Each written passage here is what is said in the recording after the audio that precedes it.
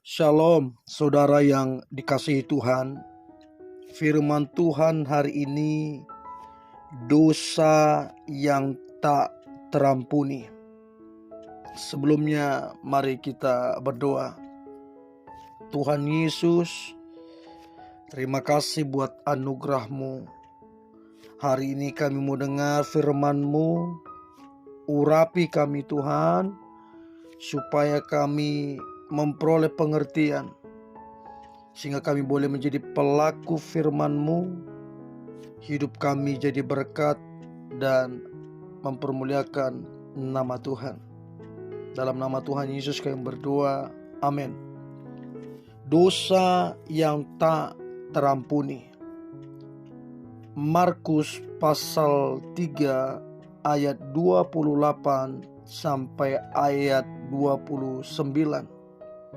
Dikatakan demikian, Aku berkata kepadamu, sesungguhnya semua dosa dan hujat anak-anak manusia akan diampuni.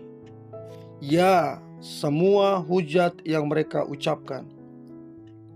Tetapi apabila seorang menghujat Roh Kudus, ia tidak mendapat ampun selama-lamanya, melainkan bersalah karena berbuat dosa kekal.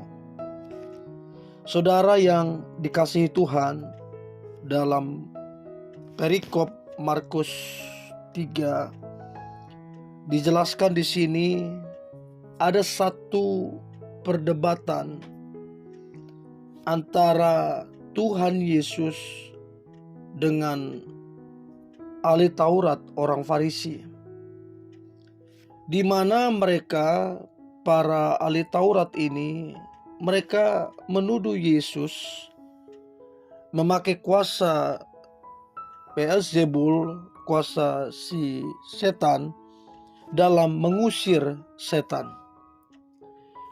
Ada satu perdebatan yang begitu sengit antara ahli Taurat dengan Tuhan Yesus, dan mereka menyampaikan tudingan-tudingan bahwa Yesus memakai kuasa daripada si setan.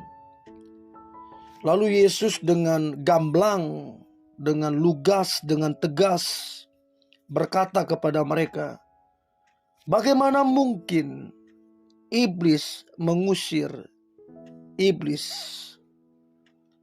Artinya Yesus sedang beritahu mereka, Yesus sedang tegaskan ke mereka bahwa dirinya bukanlah pengikut iblis. Bahkan sebaliknya, Yesus adalah musuh terbesarnya daripada kuasa gelap ataupun si iblis.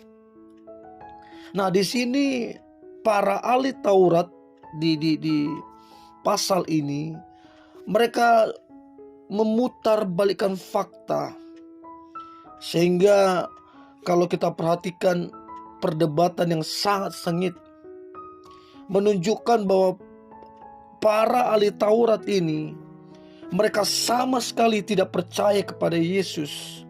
Mereka tidak percaya bahwa Yesus itu Tuhan dan Juru Selamat bagi dunia ini. Nah, di sini mereka menentang, mereka menolak, bahkan mereka memfitnah. Nah, dari perdebatan inilah antara Yesus dengan ahli Taurat, muncul Markus 3 ayat 28-29 mengenai dosa yang tak terampuni. Dari sinilah munculnya. Makanya dikatakan semua dosa dan hujat anak-anak manusia akan diampuni.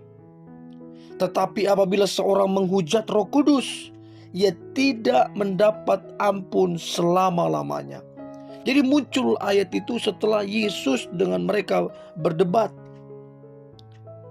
Lalu Yesus berkata, kepada mereka dengan tegas supaya mereka tidak melupakan perkataan ini, supaya mereka sadar bahwa kalau mereka terus-menerus begitu sampai nanti Roh Kudus pada akhirnya dicurahkan dan mereka terus mengeraskan hatinya, maka mereka melakukan dosa yang tidak terampuni. Jadi saudara, kalau kita perhatikan penolakan yang sangat masif dari ahli Taurat, orang Farisi kepada Yesus. Mereka mengatakan bahwa Yesus adalah pengikut si setan. Nah, pada waktu itu masih ada kesempatan, masih ada waktu untuk kemudian menyadari dan mengakui dosa mereka. Sehingga Yesus katakan, menghujat anak manusia itu masih ada pengampunan, tapi kalau Roh Kudus sudah tidak ada pengampunan. Nah, soal menghujat Roh Kudus, dosanya tidak terampuni, itu menunjuk kepada penolakan yang terus-menerus. Makanya kalau dikatakan Yohanes 16 ayat 8 sampai 11, Roh Kudus akan menginsapkan manusia akan dosa karena tidak percaya kepada Yesus.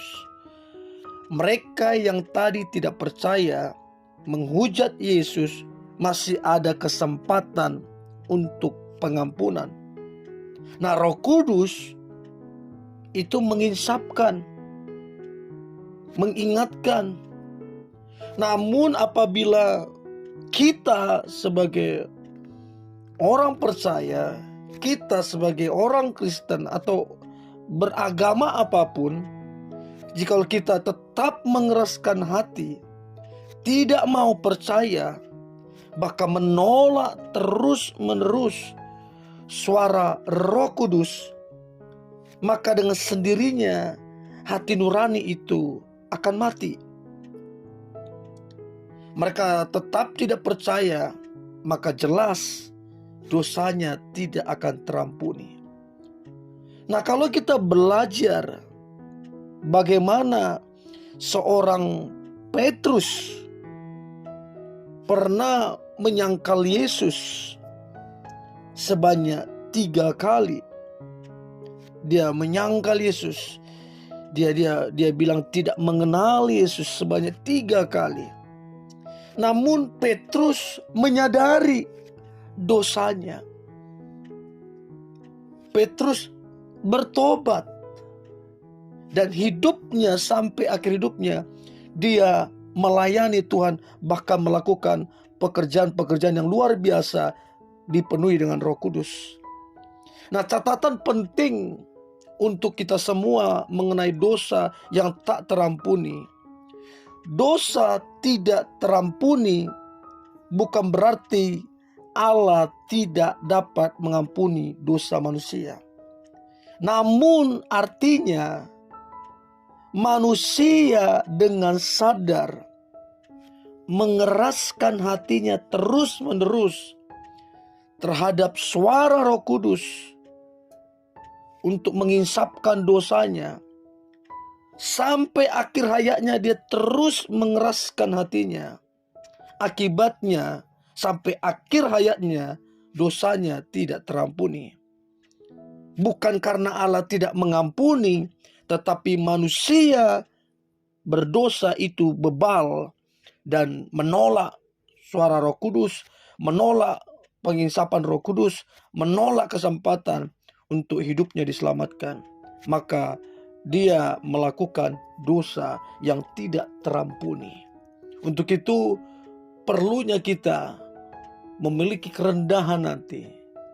Perlunya kita membuka hati kita ketika Roh Kudus menginsapkan kita akan dosa, sehingga kita dituntun kepada keselamatan yang Yesus janjikan kepada kita.